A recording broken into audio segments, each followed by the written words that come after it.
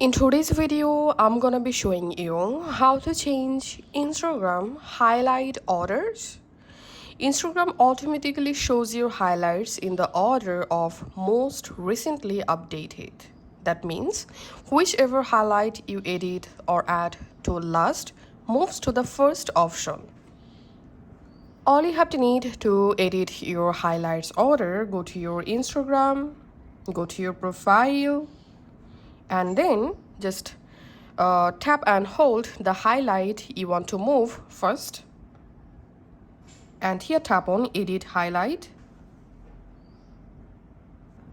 and here you can just simply go to stories and you can add more stories to the highlight, or you can delete a story from the highlight. Just go ahead and edit the highlight and tap on done. And once the highlight successfully edited, that highlight will now move to the front of the row, as you can see. Thanks for watching.